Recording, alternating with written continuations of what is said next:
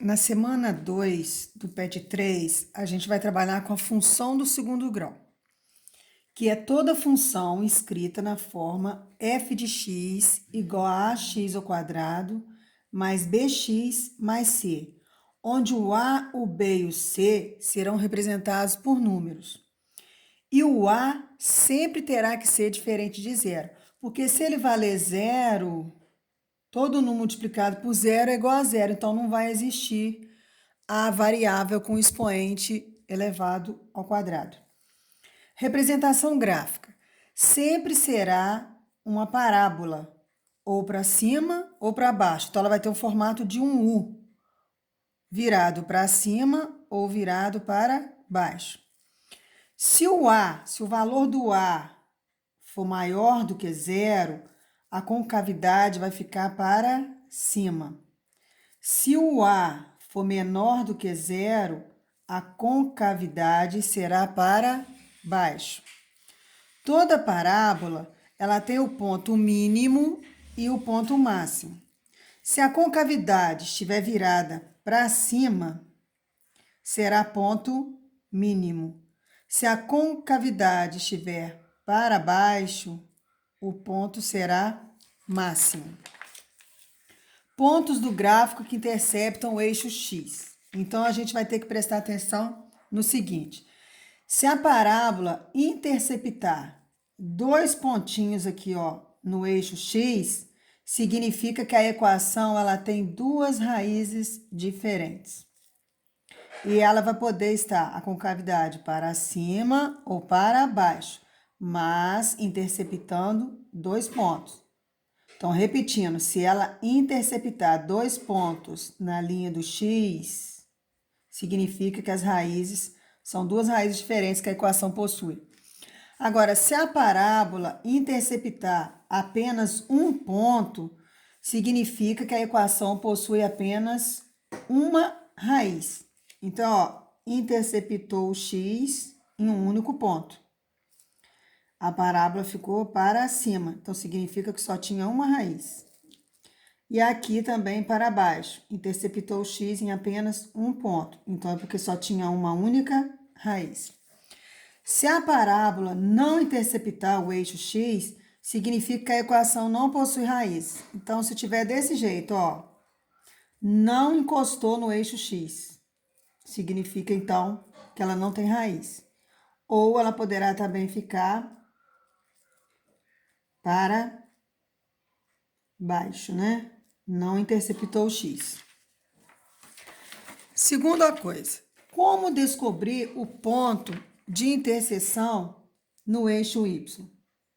Para fazer isso, você vai sempre chamar o x de zero, quando você quiser saber em que número que a parábola vai interceptar o y. Então, eu chamo o x de zero.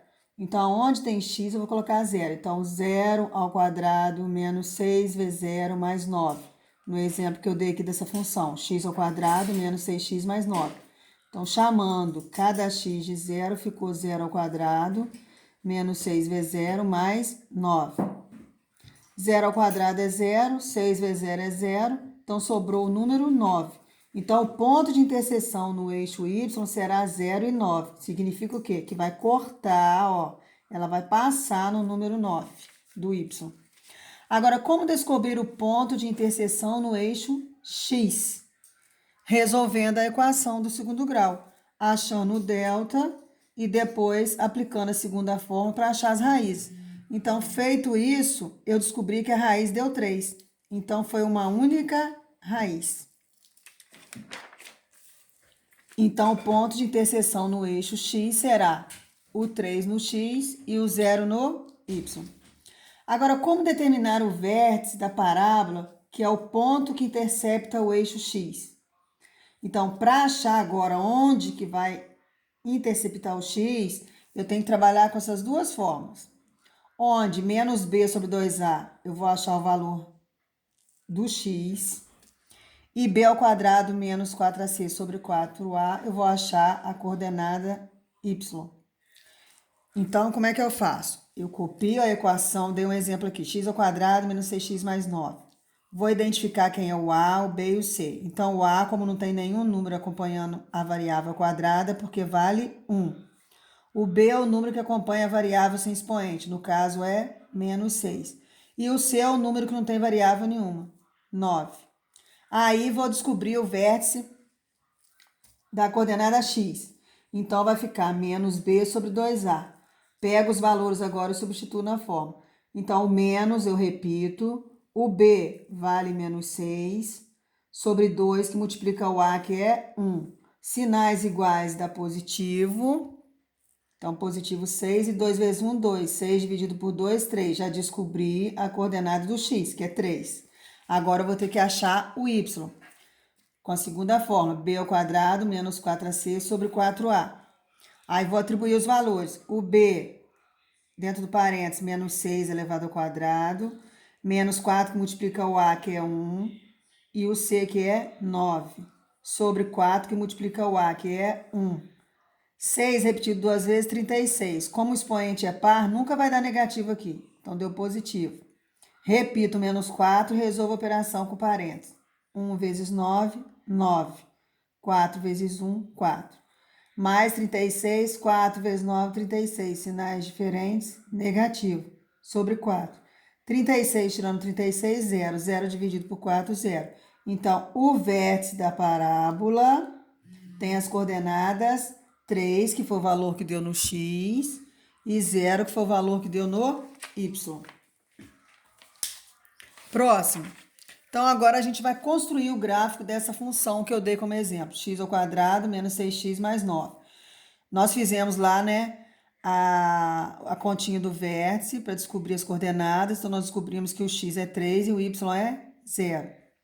E depois descobrimos aqui também a interseção no y, da parábola no y. Então, ela vai passar no 9.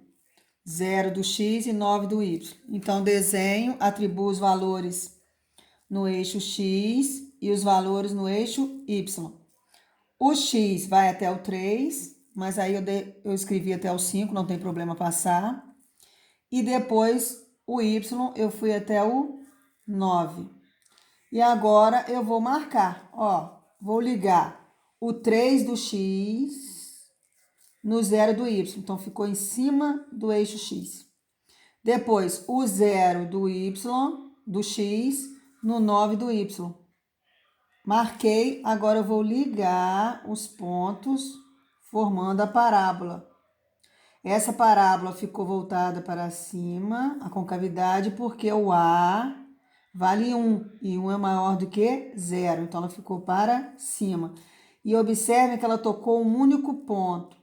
Quando ela toca um único ponto, é porque a equação só teve uma única raiz, que foi quando a gente resolveu a equação, a gente descobriu que tanto x uma linha quanto x duas linhas deu 3.